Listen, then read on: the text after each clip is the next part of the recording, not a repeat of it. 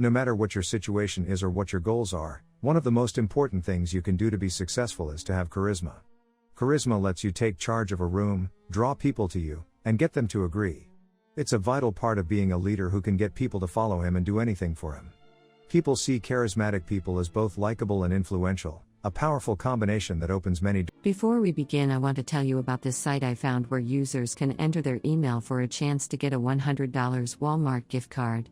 Link in description. Charisma is thought to be a mysterious trait that some people are born with, and others are not. But, thankfully, this is not the case.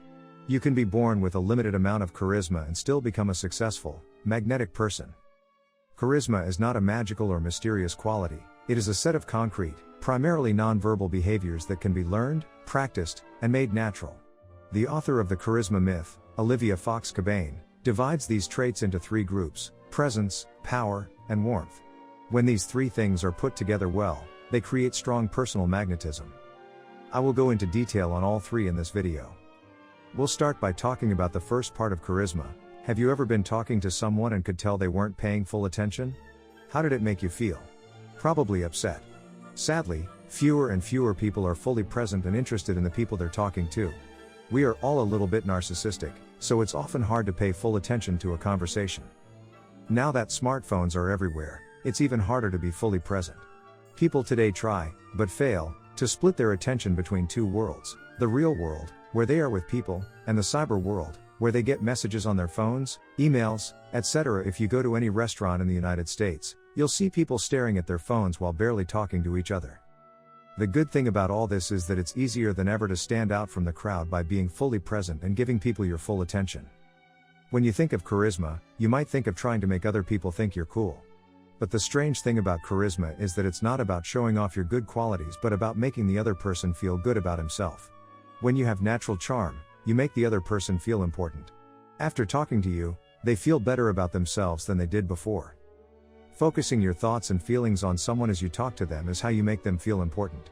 People want attention and to be seen and heard. And you don't have to be a super social, outgoing extrovert to have charisma and show it. Throughout history, many charismatic people have balanced their introverted tendencies with an intense focus and presence. Instead of being the life of the party, talking to everyone, and giving a little bit of themselves to a lot of people, they focus on giving their full attention to a few, which makes those people feel special.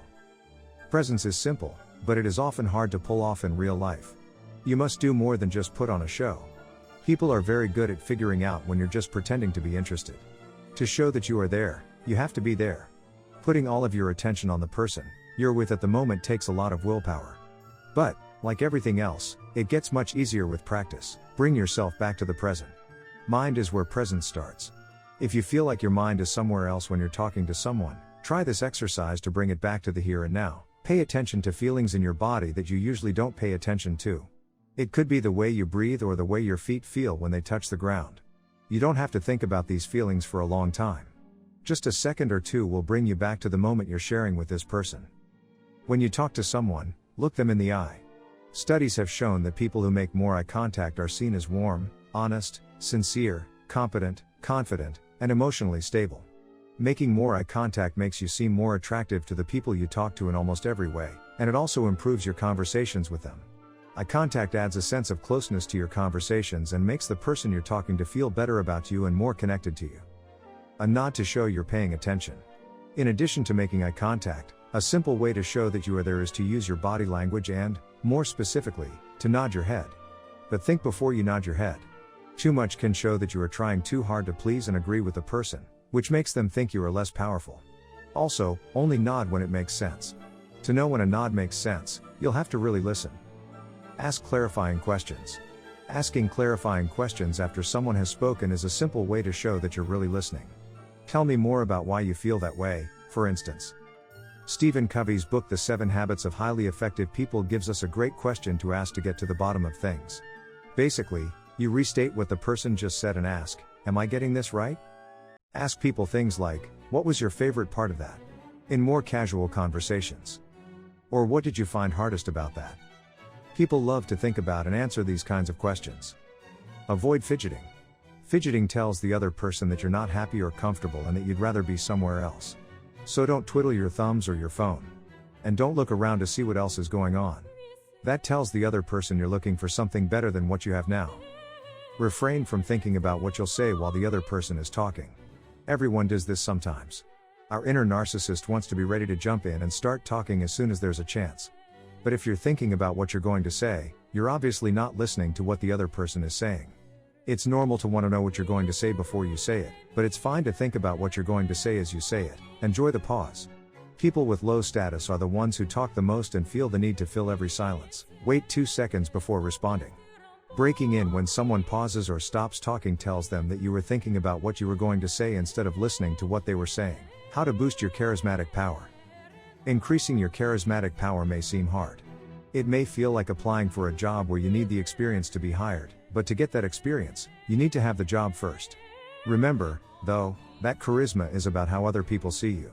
You don't need $1 million or the Pope's phone number to have charisma.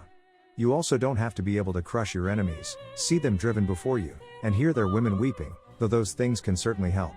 To get power like Conan's, all you have to do is give the impression that you already have it.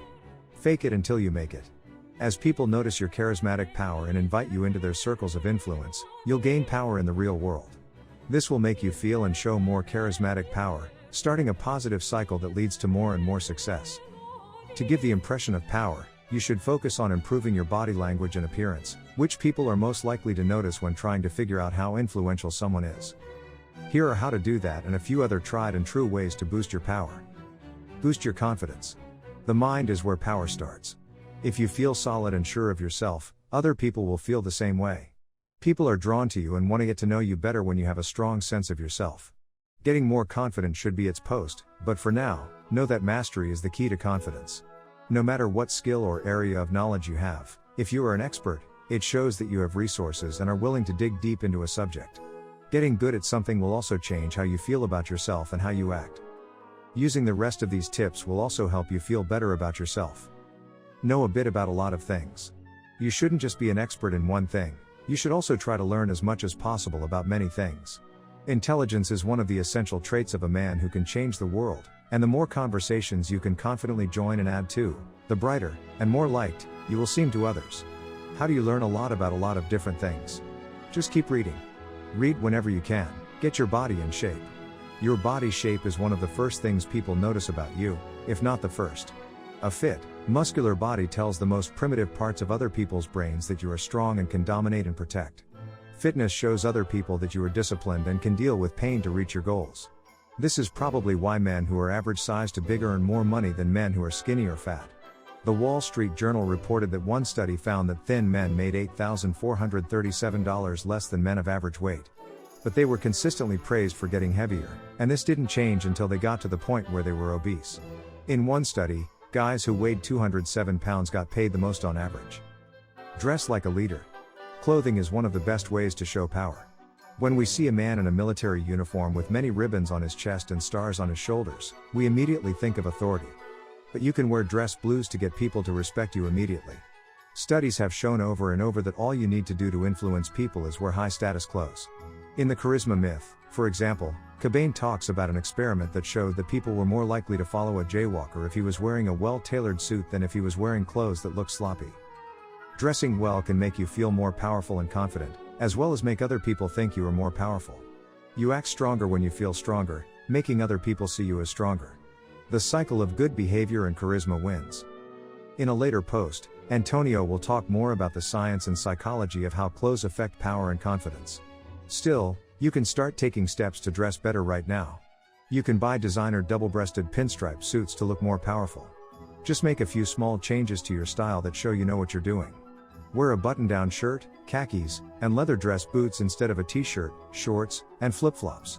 Slip on a sport coat or blazer to make your shoulders look broader and higher and to give yourself a more masculine shape. Take your clothes to a tailor or seamstress to have them fixed. This is a simple and cheap way to make yourself look better.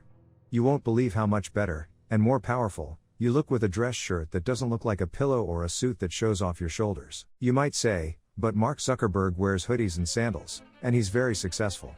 That's true, but his success is more of an exception than a rule since it started in a dorm room instead of having to impress and connect with other people. Steve Jobs is a better case in point. Today, we think of him as the best example of an iconoclast. His uniform of jeans and a black turtleneck is a good example of this. But before Steve Jobs became the Apple wonder worker of the late 1990s, he wore pinstripe suits and even a bow tie when he was still trying to build his success and get people to like his products and ideas. When you reach the top of your power, you can wear anything you want. But while you're still trying to get power, dress like you already have it. Do the big gorilla thing. After what you wear, body language is the second most crucial factor in how other people see your power. The amount of space a person takes up is a non-verbal sign of their power. As you probably guessed, people with more power take up more space than people with less power. They act like big gorillas, as Cabane puts it. Deborah Grunfeld, a professor of organizational behavior, says, powerful people sit on chairs sideways, drape their arms over the back, or take up two chairs by putting an arm across the back of an adjacent chair. Their feet were on the desk. They're sitting at the desk. People will think you have more power if you find ways to take up more space without being obvious about it. Throw an arm over the back of a chair like Don Draper, or when a coworker comes into your office to talk, sit casually on your desk instead of behind it. Cabane says that another way to get in touch with your inner big gorilla is to practice using only your body language to get people out of your way in a crowded place. Imagine you're a big gorilla, puff up your chest, and stand up straight. Start walking and see if people move out of your way as you stroll in this powerful stance.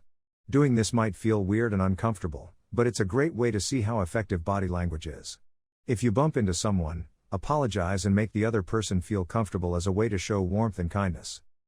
Take on a power pose. Using power poses is part of being the big gorilla. These are body positions that have been shown to show power. The most common power pose has the arms spread out and the hands on the waist. This is a power pose that superheroes like to do.